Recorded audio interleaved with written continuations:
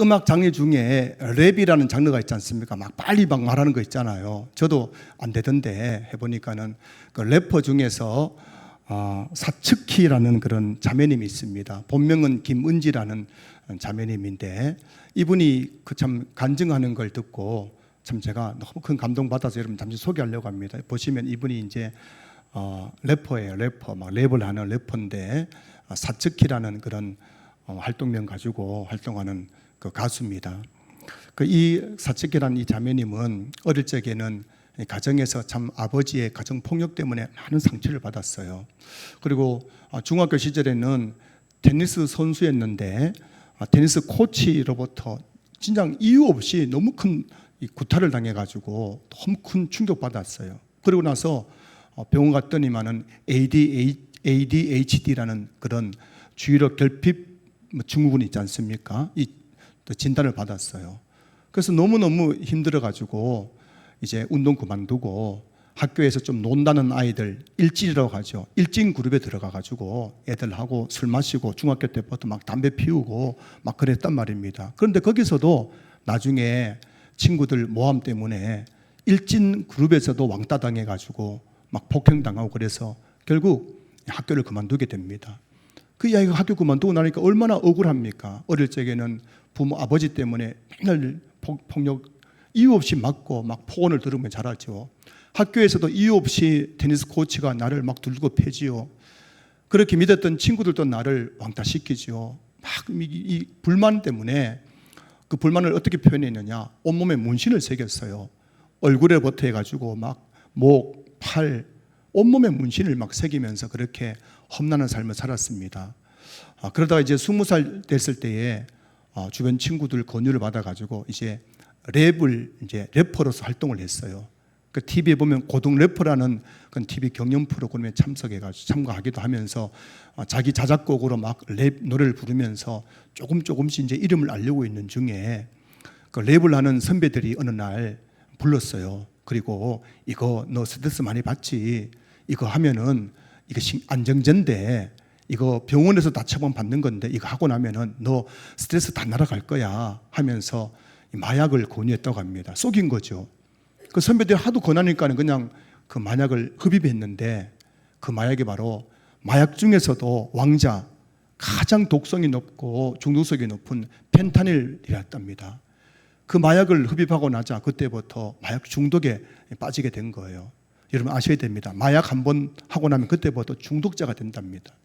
보통 우리 이렇게 생각하잖아요. 호기심을 한번 할 수도 있겠지 할지 모르지만 마약은 한번 손대면 그때부터 중독이 된대요. 그래서 이 사츠키 이 자매님이 그 펜타닐 마약이란 중독된 거예요. 여러분 한 번씩 TV에서 보신 적 있을 겁니다. 미국 필라델피아에 가면은 그 마약 중독자들이 좀비처럼 막 이렇게 막 서 있는 그런 영상 본 적 있을 거예요. 한번 보실까요? 저런 영상입니다. 이게 필라델피아에 그 마약하는 사람들이 모여 있는 그런 거리입니다. 저기 있는 저분들이 보면 이상한 자세로 있잖아요. 뭐 좀비처럼 돼 있잖아요. 이분들이 다 펜타닐 마약에 중독된 사람들인 거예요. 끊을 수가 없답니다. 병원 가도 안 된대요. 격리시켜도 안 된대요. 근데 이 자매님이 이 펜타닐 마약에 중독되어 가지고 정신적으로 육체적으로 얼마나 피폐해졌겠습니까? 후유증으로 빈혈이 오지요, 불면증이 오지요, 또 심장 이상 증상 때문에 막 병원에 실려가지요. 정말 비참한 삶을 살았다는 거예요. 그 나중에는 대학병원 의사분들도 이 사람은 가망 없다. 이건 도저히 이거 고칠 수 없다 해가지고 포기했다고 합니다. 그러던 중에 이제 이 사츠키라는 이 자매님이 어느 날 3일 동안 잠을 못 자는 거예요. 이 마약 중독 후유증으로. 3일 동안 잠을 못 자는 고통 속에서 나 이러다 죽겠다 싶어가지고 나 하나님께 구원받고 싶다. 그래서 어느 날 수요 예배 참석했대요. 저녁 예배. 그 예배 참석하고 나서 그날 밤 곧바로 이제 여관에 가가지고 하여튼 뭐 몸을 가눌 수 없어가지고 지인들이 여관에 데려다 줬는데 그 여관에서 자꾸 성경 읽고 싶어져가지고 그 지인이 가져다 둔 성경책을 펴고 막 읽는데 시편 말씀을 읽는데 그 말씀 하나하나가 다 자기가 하는 것들이에요. 3일 동안 잠을 못 잤어요. 근데 그 성경에 읽는데 그 성경이 한 구절 한 구절 다 자기가 하는 말씀처럼 들려가지고 그 막 울면서 성경 읽고 거기서 막 기도를 했답니다. 막 기도를 한 중에 이 자매님이 성령을 체험했어요. 한참 기도하는데 갑자기 머리 위에 누군가 손을 얹더란 겁니다. 하나님의 손이겠죠. 그리고 그 순간에 이 자매님이 붙잡고 있던 세 가지 병이 있었어요. 불면증, 그 다음에 교통사고 후유증으로 찾아온 허리 통증, 그리고 마약 중독이 그 자리에서 다 완전히 사라져버리게 되었다고 합니다. 남들은 평생 동안 끊으려도 끊을 수 없는 마약 중독, 그리고 허리 통증, 약 없이는 살 수 없었던 불면증이 그 자리에서 다 사라져버리게 되었다는 거예요. 지금은 결혼해서 믿음의 가정을 이루고 또 전국을 다니면서 찬양과 간증을 하면서 복음을 전하는 삶을 살고 있어요. 저는 이 자매님의 그 간증을 들으면서 떠오르는 성경 구절이 있었어요. 그게 바로 고린도후서 5장 17절 말씀입니다. 그런즉 누구든지 그리스도 예수 안에 있으면 새로운 피조물이라 이전 것은 지나갔으니 보라 새 것이 되었도다. 여러분, 이런 망가진 인생, 그냥 무슨 히로뽕 이런 게 아닙니다. 대마초 이런 게 아니에요. 마약계의 황태자, 한번 중독되면 누구도 벗어날 수 없는 그 펜타닐에 중독되어서 정말 너무나 비참한 삶을 살았던, 그래서 의사조차도 이 사람은 가망이 없다고 사망성을 내렸던 이 자매님이 정말 기도하는 중에 하나님 만나고 완전히 변화된 삶을 살게 된 거예요. 놀랍지 않습니까? 우리가 인류 역사를 예수님 탄생을 기점으로 BC와 AD를 나누는 것처럼 이 자매님의 인생은 예수님 만나는 그 모텔방에서 예수님 만난 그 시간이 예수 믿기 이전의 삶과 예수 믿음 이후의 삶으로 완전히 달라지게 된 거예요. 여러분, 우리가 교회 다니면 정말 이런 변화를 경험해야 됩니다. 교회를 다니는데도 예수 믿기 전이나 예수 믿고 나서나 바뀐 것이 없어요. 이거 예수 믿는 게 아닙니다, 여러분. 이 자매님이 그 모텔방에서 죽을 것 같은 고통 속에서 하나님 나 살려달라고, 나 정말 살고 싶다고 처절하게 부르짖는 중에 주님이 찾아오셨어요. 그리고 이 자매님을 그 마약 중독에서, 허리 통증에서, 불면증에서 구원해 주신 겁니다. 그래서 그 삶은 완전히 바뀌어버린 거예요. 지금 또 하루에 한번 자리에 앉으면 6시간째 성경을 읽는답니다. 잠이 안 온대요. 성경 읽는 게 너무 재밌답니다. 눈에 막 쏙쏙 들어온대요. 간증하는 시간 동안 성경 구절을, 반은 성경 구절을 암송하는 거예요, 이분이. 이 25살밖에 안 된 아가씨입니다. 불과 몇 년 전만 하더라도 마약 중독자였어요. 그 사람이 바뀌어가지고 하루 6시간 성경 읽어요. 암송해요. 저보다 암송을 더 잘하더라고요. 이런 변화된 삶, 오늘 이게 여러분, 오늘 저 여러분에게도 있어야 될 줄로 믿습니다. 여러분, 이 옷감을 물들일 때에 염료에다가 드리잖아요. 염료, 빨간색 염료, 파란색 염료에다가 흰색 옷감을, 빨간 옷을 원하시면 어떻게 하겠습니까? 빨간 염료에다가 잡아 넣는 거예요. 파란색 옷감을 원하면 파란색 이 염료에다가 잡아 넣는 겁니다. 근데 여러분, 이 옷감을 염료에다가 넣었다가 뺐다가 넣었다가 뺐다가, 이거 1년 내내 해도 이 염색이 안 된답니다. 그 염료에 이 염료가 그 옷감 속에 스며들려면은 그게 푹 담가놔야 된대요. 푹 담가놔야 그 염료가, 파란색, 빨간색 염료가 그 옷감 속에 스며들면서 노란색 옷, 빨간색 옷, 파란색 옷이 되는 거예요. 오늘 고린도후서 5장 17절에서 다시 보여주실까요? 그런지 누구든지 그리스도 예수 안에 있으면 돼 있잖아요. 그리스도 안에 있단 말이 무슨 말일까요? 그리스도에게 완전히 잠기는 거예요. 예수님에게 완전히 잠겨가지고 그 예수님이 내 생각 속에 스며들어오는 거예요. 그 예수님이 내 몸속에 들어오는 거예요. 그 예수님이 내 입속에 들어오는 거예요. 그 예수님 믿고 나면 생각이 바뀌는 거예요. 입이 바뀌는 거예요. 언어가 바뀌는 거예요. 내 삶의 패턴, 생활 방식이 바뀌는 거예요. 이게 예수 믿고 변화되는 겁니다. 여러분, 오늘 여러분들이 정말 그리스도 안에 있으면 새로운 피조물이라는 거 말씀하고 있는데, 여러분들이 10년, 20년 동안 그냥 주일 한번 1시간 왔다가 빼고 왔다가 가고 그 몇 년, 몇십 년 해도 바뀔 수가 없는 거예요. 여러분, 수십 년 교회에 그냥 주일마다 와가지고 1시간 예배 드리고 다시 세상 나가고 왔다가 나가고 이래 하면요, 절대 사람이 바뀔 수가 없는 겁니다. 교회 오래 다녔다고 바뀌는 게 아니에요. 예수 안에 푹 잠겨야 되는 겁니다. 비록 몇 년밖에 교회 안 다녔지만 이 사측기 자매님처럼 6시간씩 말씀에 푹 잠기고 기도 한번 하면은 몇 시간 동안 그냥 기도에 푹 잠기고 나 예수 없으면 못 살겠다고 예수에 미치고 이래 되면요, 그 사람 인생은 바뀌는 거예요. 그 삶에는 마약 중독에서 벗어나고 허리 통증이 사라지고 불면증이 사라지는 기적이 나타나는 거예요. 우리 신앙교회 성도님들에게서 그런 간증이 있었으면 좋겠습니다. 여러분들이 예수님에게 물들으시기 바랍니다. 여러분, 생각이 예수님께 물들어야 돼요. 여러분 몸이, 여러분의 삶이 예수님에게 물들면은 여러분 인생 완전히 바뀌는 겁니다. 이런 은혜가 있을 수 있기를 주 이름으로 축복합니다. 사는 성도 여러분, 생각해 보세요. 세상 사람들은 마약 중독에 빠진 이 자매님을 가망 없다고 다 포기했어요. 그런데 그녀는 예수님을 만나고 나서 완전히 변화된 삶을 살고 있는 겁니다. 이 자매님은 진짜 성경이 말하는 구원을 받은 거예요. 그 삶이 그 구원을 증명하는 거잖아요. 여러분, 구원은 뭐가 증명하는지 아시면 입이 증명하는 게 아니에요.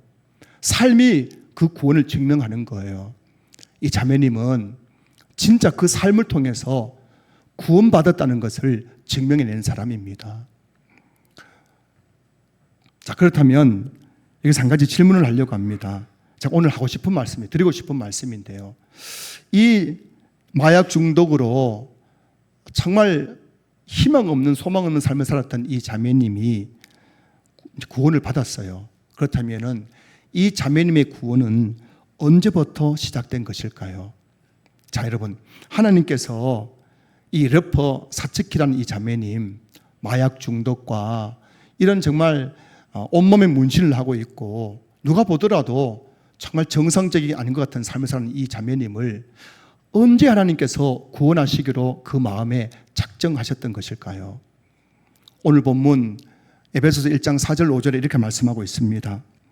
곧 창세전에 그리스도 안에서 우리를 택하사 우리로 사랑 안에서 그 앞에 거룩하고 흠이 없게 하시려고 그 기쁘신 뜻대로 우리를 예정하사 예수 그리스도로 말미암아 자기의 아들들이 되게 하셨으니. 오늘 이 에베소서는 바울이 AD 49년부터 52년 사이에 2차 전도 여행을 할 때에 지금의 터키라고 다져 있는 도시인 에베소에 가서 복음을 전했습니다. 거기서 1년 6개월 머물면서 바울이 복음을 전했고, 그때 복음을 듣고 예수님 믿은 사람들이 바로 이 에베소서의 수신자인 에베소 교회 성도들입니다. 그렇게 바울이 1년 6개월 동안 복음 전하고 나서 시간이 흘러 10년이 지난 다음 AD 61년경에 바울이 로마 감옥에서 에베소 교회 성도들에게 편지를 보냈어요. 에베소서입니다. 바울은 에베소 교회 성도들에게 편지를 보내면서 제일 먼저 언급한 게 뭐냐면은 너희들의 구원이 언제부터 시작되었는지에 대해서 알아야 된다고 말씀하고 있는 거예요. 내가 너희들에게 복음 전할 때 그때 너희들의 구원이 시작된 것이 아니란 겁니다. 내가 AD 49년경에 너희들에게 찾아가서 예수 믿으라고 전했던 그 복음 듣고 너희들이 구원받은 게 아니란 겁니다.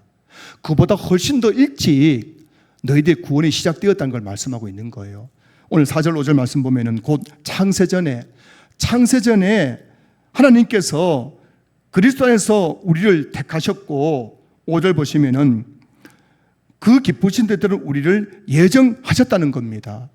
하나님의 아들들이 되도록 예정하셨다는 겁니다. 바울이 지금 말하는 게 뭐냐면은 에베소 교회 성도들은 너 언제 구원받았어? 라고 물으면은 우리는 바울 우리 선교사님이 와서 내가 복음 전해서 내가 그때 내 구원받았습니다 라고 말했는데, 바울은 그게 아니란 겁니다. 너희들이 내가 복음 전해서 구원받은 것이 아니라 그보다 훨씬 더 일찍 창세 전에 하나님이 이미 너희들을 구원하시기로 택하셨고 예정해 놓으셨다는 겁니다. 그 결과를 통해서 내가 복음 전할 때 너희들이 예수 믿고 구원받게 된 것이라는 걸 말씀하고 있는 거예요. 이것이 바로 기독교에서 가장 중요한 교리인 예정론입니다. 예정론이란 하나님께서 이 세상을 창조하시기 전에 하나님의 주권적인 뜻에 따라서 구원받을 사람을 미리 택하시고 예정해 놓으셨다는 거예요.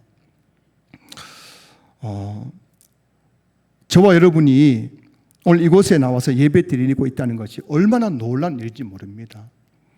여러분들이 만약 하나님께서 내가 오늘 이곳에서 예배 드릴 수 있도록 지금까지 하신 일들을 눈으로 볼 수만 있다면 그것이 어떤 구원인지를 여러분들이 말씀을 통해서 깨달을 수 있다면 여러분은 오늘 이 예배 드리는 것이 기적 중에 기적이고 얼마나 놀라운 하나님의 축복인지를 알게 될 것입니다.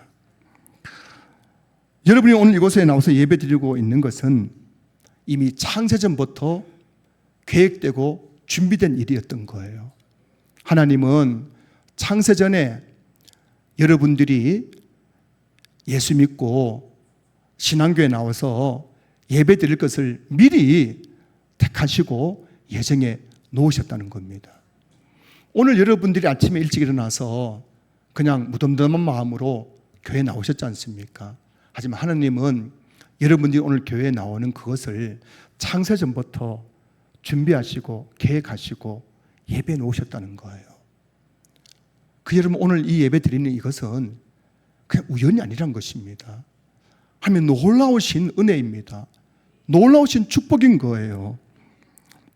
시편 139편 14절부터 16절까지 말씀 보시면은 내가 주께 감사하오문 나를 지으심이 심히 기묘하심이라. 주께서 하시는 일이 기이함을 내 영혼이 잘 아나이다. 내가 은밀한 데서 지음을 받고 땅의 깊은 곳에서 기이하게 지음을 받은 때에 나의 형체가 주의 앞에 숨겨지지 못하였나이다. 내 형질이 이루어지기 전에 주의 눈이 보셨으며 나를 위하여 정한 날이 하루도 되기 전에 주의 책에 다 기록이 되었나이다. 여러분 시편 139편 기자는 이 시를 쓴 기자는 하나님의 예정을 알고 있었던 겁니다.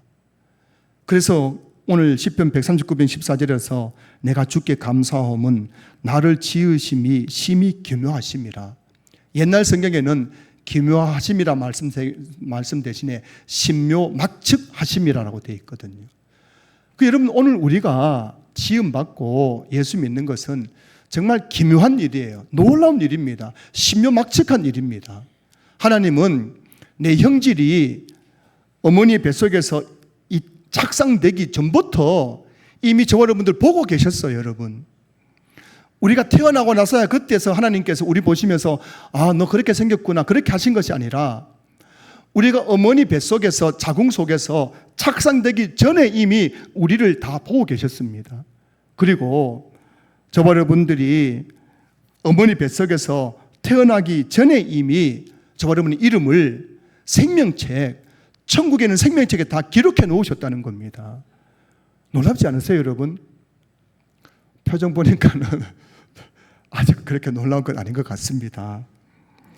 여러분, 하나님의 예정이라는 관점에서 보면은 저와 여러분은 우연히 태어난 사람이 단 한 사람도 없어요. 제가 보니까요, 목회 현장에서 보니까는 부모 실수로 태어난 사람들은 굉장히 많아요. 부모님이 속도 위반해가지고 태어난 분들이 꽤 많더라고요. 그런데 부모의 실수로 태어난 사람은 있어도 하나님의 실수로 태어난 사람은 단 한 사람도 없습니다. 왜 그럽니까? 하나님께서 우리가 어머니 자궁에 착상되기 전부터 우리를 다 보고 계셨는데요. 우리의 이름을 태어나기 전부터 생명책에 기록해 놓으신 하나님이 어떻게 한 사람 한 사람 태어나는데 실수로 태어나게 하실 수 있단 말입니까? 그 여러분들 마음속에 나는 잉여 인간이야. 나는 태어나서는 안 될 사람이야. 그런 생각하시는 분 계시면은 여러분 그것을 생각을 정말 주님 앞에 내려놓으셔야 됩니다. 저와 여러분은 하나님께서 창세전에 이미 선택하시고 예정하신 보배롭고 존귀한 사람들인 거예요. 하나님의 아들들인 것입니다. 그럼 얼마나 우리가 대단한 사람들인가요? 하지만 현실은 어떻습니까? 많은 그리스도인들이 미운 오리 새끼 신두름에 빠져서 증후군에 빠져서 살아가고 있어요. 많은 그리스도인들이 그 안데르센의 동화 미운 오리 새끼에 나오는 그 미운 오리 새끼처럼 늘 다른 사람과 비교하면서 열등감과 낮은 자존감 속에서 나는 왜 이렇게 생겼지? 나는 왜 이 모양이지? 하면서 그 자기 비하하면서 살아가고 있는 것이 오늘의 현실이에요. 저는 교회에서 중고등부 학생들을 오랫동안 가르쳤는데 많은 우리 교회 다니는 우리 청소년들이 그 미운 오리 새끼 증후군에 빠져 있어요. 늘 학교에서 비교하면서 난 왜 이렇게 생겼고 난 왜 공부 못하고 나 이런 부모 만났고 늘 열등감 속에 낮은 자존감 속에 살아가는 모습을 보게 되는 것입니다. 그런데 여러분, 내가 나를 어떻게 보느냐, 다른 사람들이 나를 어떻게 보느냐는 것보다 더 중요한 것은 나를 지으신 하나님이 나를 어떻게 보느냐의 문제 아니겠습니까? 그 여러분들이 늘 내 생각 속에 살아가면 안 되는 거예요. 내가 나를 바라보면서 나는 안 돼, 나는 뭐 왜 태어났니, 나는 왜 이 모양이니, 자꾸 이런 생각하면 안 된다는 겁니다. 늘 우리는 나를 보면서 하나님은 나를 어떻게 바라보시느냐, 이걸 생각해야 되는 거예요. 직장생활하고 사회생활 하다 보면 늘 지잖아요. 미운 오리 새끼 취급받잖아요. 할머니 여러분, 서울대 학생들 또 카이스트 다니는 그 똑똑한 학생들도 열등감 속에 빠져있는 학생들이 너무 많대요. 늘 비교하니까요. 그 여러분들이 늘 비교당하면서 나는 왜 이 모양일까? 그 생각하면 안 된다는 겁니다.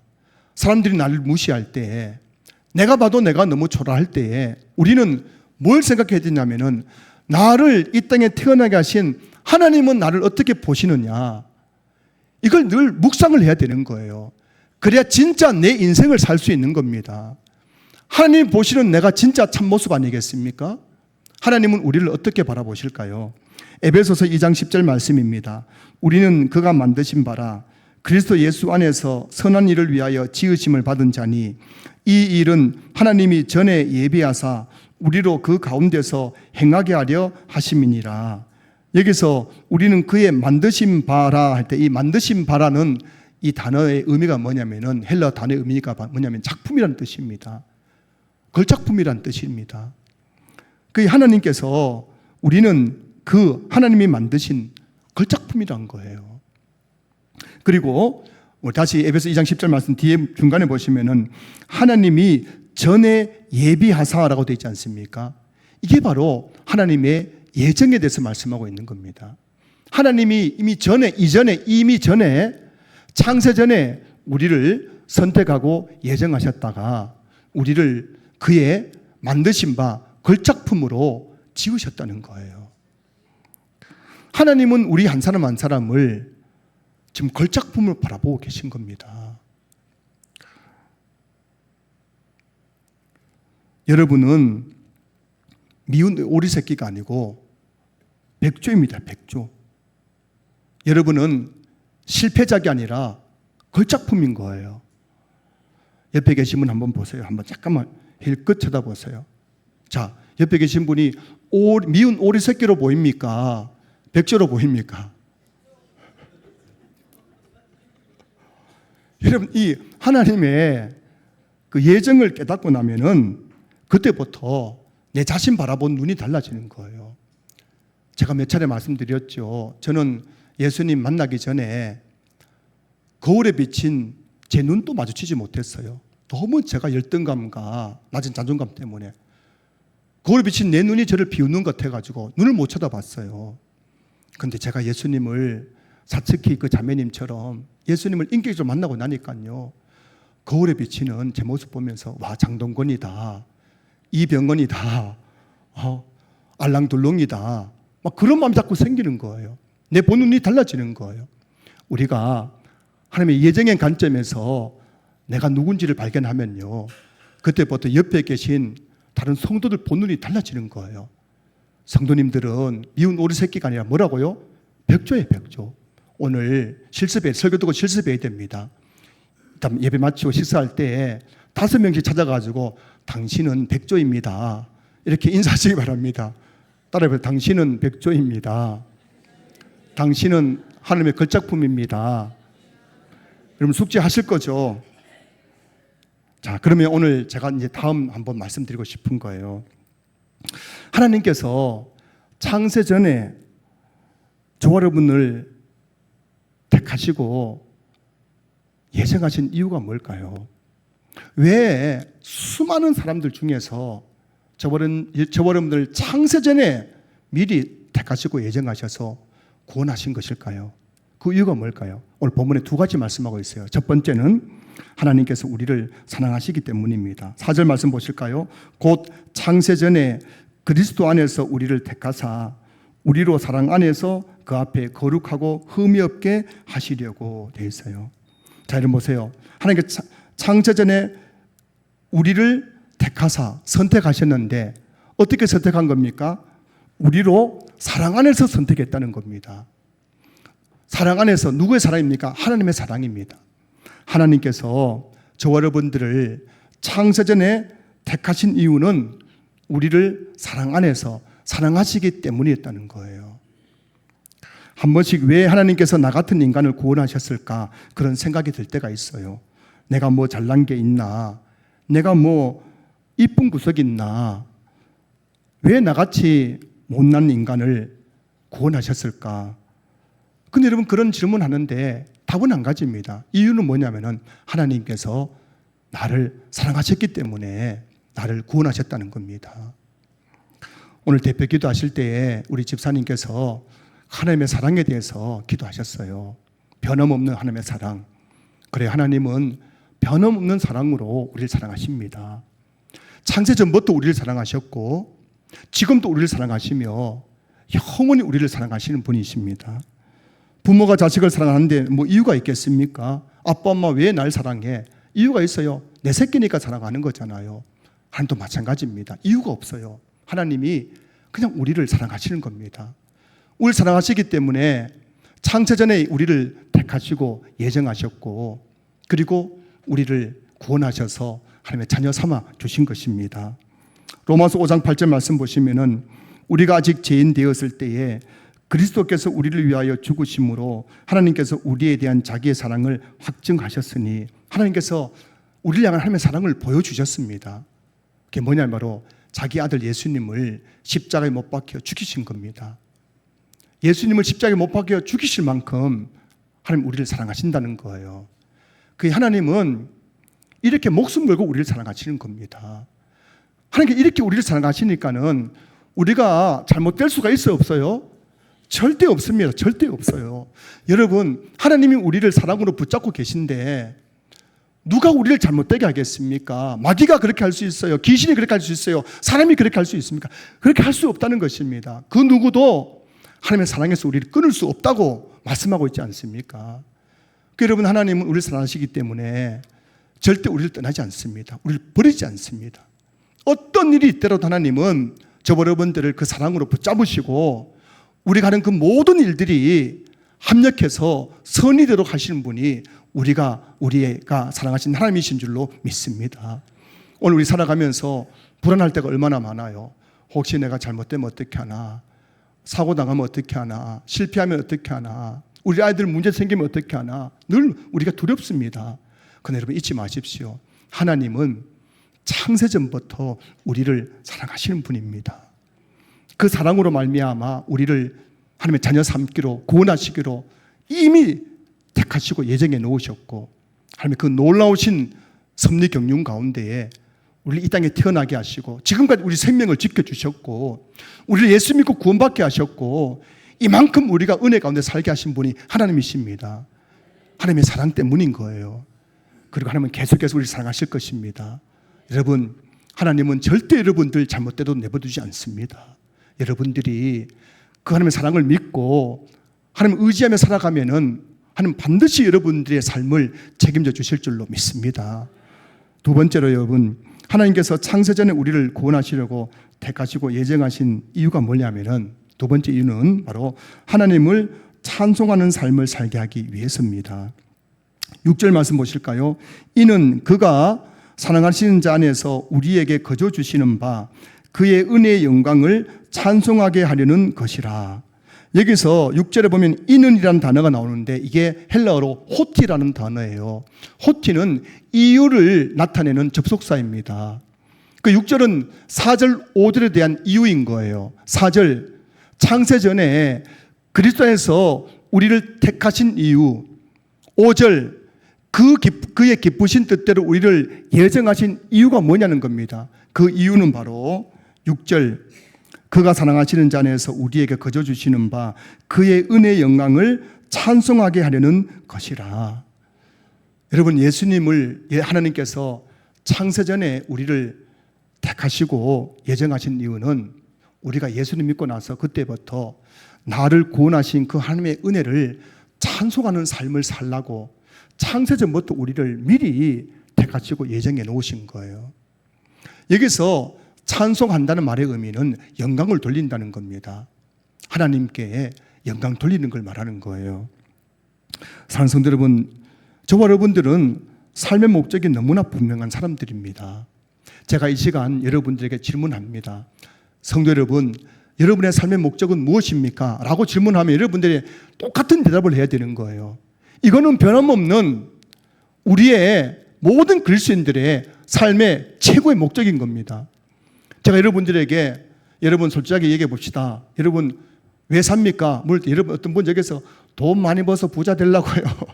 나는 9988 하려고요. 나는 좋은 집 살려고요. 나는 승진하려고요. 성공하려고요. 이런 대답 나오면 그 사람은 아직 예수님 제대로 안 믿는 거예요. 여러분, 내가 왜 하나님이 나를 구원하셨냐 그걸 바르게 알면은 삶의 목적이 완전히 바뀌는 겁니다. 아, 그렇지. 돈이 삶의 목적이 아니구나. 성공이 아니구나. 뭐 큰 집 사는 게 아니구나. 자식 잘 되는 게 아니구나. 여러분, 저와 여러분들을 구원하신 이유는 한 가지인 겁니다. 그의 은혜를 찬송하게 하려 함이라. 나를 구원하신 그 하나님을 찬송하고 그 하나님께 영광 돌리는 삶을 살라고 우리를 구원해 주신 것입니다. 우리는 이 목적 위에 사는 사람들인 거예요. 이 목적 외에 다른 목적으로 인생을 살아가면은 인생은 험할 수밖에 없습니다. 이 목적 외에 다른 목적 가지고 살아가면요, 살아가면 갈수록 우울하고 무기력해지고 그냥 삶이 험해질 수밖에 없는 거예요. 제가 어제 갑자기 포항에 있는 저의 큰형님이 오랜만에 연락을 안 하다가 생각나서 이렇게 문자를 보냈어요. 인사차 문자를 보냈어요. 그리고 답이 왔는데 그 형님 보낸 그 문자 중에 이런 내용이 나와요. 은퇴하고 놀고 있으니 우울감, 무기력감도 들고 지나온 삶을 되돌아보니 회한과 아쉬움만 남아 하루도 편한 날이 없구나. 이런 내용이 담겨 있더라고요. 여러분 공감하십니까? 은퇴하고 나니 우울감, 무기력감도 들고 지나온 삶을 되돌아보니 해한과 아쉬움만 남아 하루도 편한 날이 없구나. 사실 저희 형님은 가난한 농사꾼의 장남으로 태어나서 참 고생도 많이 했지만 정말 열심히 살았어요. 학교 다닐 때는 열심히 공부했습니다. 누구보다 열심히 공부했어요. 그리고 또 직장 들어가서도 누구보다 열심히 또 직장 생활을 했고 가정도 누구보다도 열심히 가정을 잘 일구었어요. 무엇보다 그 장남으로서 부모님에게도 누구보다 효도를 많이 했습니다. 그런데 그렇게 열심히 살아오다가 은퇴하고 나니까는 너무 우울하고 무기력한 거예요. 저런 날들을 돌아보니까 회한과 아쉬움밖에 남는 게 없는 겁니다. 왜 이런 일이 생기는 것일까요? 왜 우리가 예수 믿고 살아가면서도 왜 이렇게 우울하고 무기력한지, 왜 인생을 살아가면서 자꾸만 지난날 돌아보면서 후회하고 아쉬워하고 그런 삶을 사는 것일까요? 그 이유는 내 삶의 목적이 뭔지 모르기 때문인 겁니다. 제가 목사로서 여러분들의 삶의 형편을 몰라서가 아닌 거예요. 여러분들 그럴 겁니다. 목사님이 세상 물정 몰라서 그런다고. 여러분들은 하나님 물정을 모르는 거예요. 왜 하나님이 나를 창세전에 구원하시기로 택하시고 예정하셨는가? 그리고 왜 내가 이렇게 예수 믿고 교회 다니는가? 이유가 뭐냐는 겁니다. 그 이유는 나를 구원하신 그 은혜를 찬송하게 하기 위해서란 겁니다.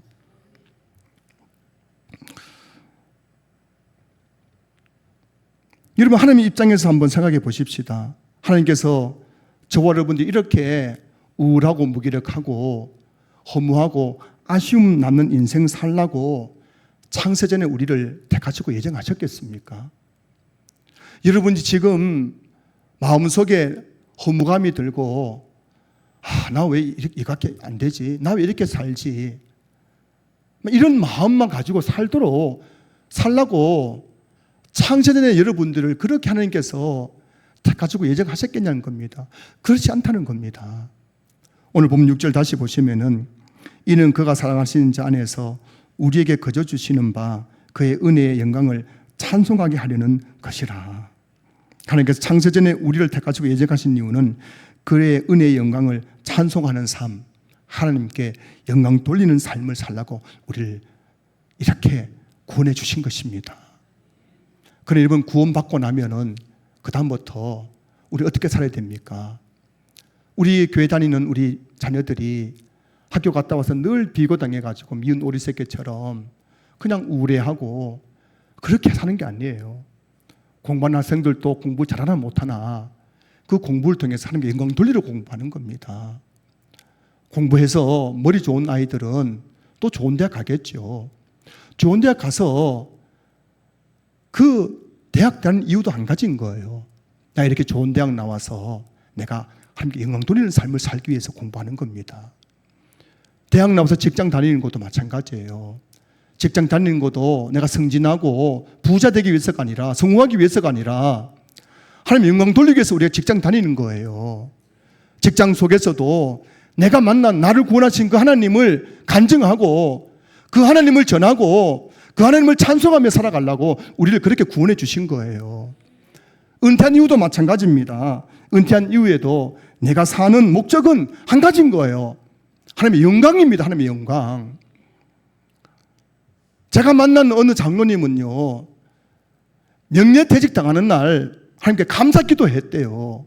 하나님, 나 이렇게 명예퇴직하게 해주셔서 감사합니다. 지금까지는 직장 때문에 예배생활, 새벽기도, 교회 봉사 제대로 못했는데 나 은퇴하고 나서 지금부터 진짜 하나님 위해 살겠습니다. 더 열심히 주님 섬기겠습니다. 그렇게 감사 기도하면서 은퇴했답니다. 그럴 수 있다는 거예요. 내가 왜 구원받았는지를 알게 되면 우리가 직장 다닐 때이든 은퇴한 이후에든 우리는 하나님의 영광 위해서 살아가는 삶을 살 수 있는 거예요. 그러면 여러분, 어떻게 우울하고 무력할 수가 있겠어요? 어떻게 지난날 돌아보면서 회한과 아쉬움에만 잠길 수 있겠냐는 겁니다. 내가 지금 오늘 하루를 살아가면서 내 삶의 목적이 하나님의 영광인데요, 나 같은 것을 창세전에 이미 택하시고 예정하셨다가 나를 구원하신 그 하나님의 그 놀라운 사랑과 은혜를 생각하면은 언제 우리가 우울하고 무기력할 수 있겠어요? 지금 삶 속에서라도 누굴 만나든지 하나님께 감사하고 하나님을 찬송하고 함께 영광 돌리는 삶을 살아가는 겁니다. 사랑하는 성도 여러분, 저와 여러분들이 다시 이 자리에서 삶의 목적을 발견할 수 있기를 주의 이름으로 축복합니다. 하나님은 여러분들을 창세전에 구원하시기로 택하시고 예정하셨다가 여러분들을 이렇게 예수 믿고 하면 자녀 삼아 주셨는데, 우리는 고작 이 땅 살아가면서 무엇을 먹을까, 무엇을 마실까, 무엇을 입을까, 이 문제 때문에 늘 우울하고 무기력하고 아쉬웠기만 하고 살아간다면 하나님께서 우리를 어떻게 바라보실까요? 말씀을 마무리하겠습니다. 앞에서 소개해드린 래퍼 사채기 자매님을 한번 생각해 보십시오. 얼굴에서부터 온몸에 문신입니다. 그 모습 보면은 교회 가도 처음에는 사람들이 이상하게 쳐다봤대요. 아, 저 사람 저거 뭐지? 왜 저런 사람이 교회 나왔지? 막 이런 시선 아시죠, 여러분? 그리고 마약 중독으로 정신적으로 육체적으로 완전히 망가졌습니다. 가족도 대학병원 의사들도 가망 없다고 포기했던 사람이었습니다. 하지만 여러분, 하나님은 이 자매님을 포기하지 않았어요. 여러분, 하나님은 여러분 포기하지 않습니다. 여러분이 아무리 지금 망가지고 실패하고 어려움에 있더라도 하나님은 여러분들 절대 포기하지 않습니다. 펜타닐 마약 중독되어 가지고 남은 것은 죽음밖에 없는 그 자매님을 찾아오셔가지고 말씀 보게 하시고 기도하게 하시면서 그를 다시 일으켜 세우셔서 마약 중독에서 벗어나게 하시고 불면증에서 벗어나게 하시고 허리 통증을 고쳐주셔가지고 그렇게 그 은혜의 영광을 찬송하는 삶을 살게 하신 그 하나님이 오늘 저와 여러분 하나님이신 줄로 믿습니다. 여러분, 다시 한번 이곳에 계신 성도님들이 하나님께서는 왜 나를 구원해 주셨을까? 이 질문에 답을 할 수 있기를 소망합니다. 왜 나 같은 것을 창세 전에 구원하시기로 이미 선택하시고 예정하셨던 것일까? 그 이유는 여러분을 통해서 하나님께서 영광받기 원하시는 겁니다. 지금부터 우리의 모든 삶이 하나님의 영광이 될 수 있기를 주님의 이름으로 축원합니다. 축원합니다.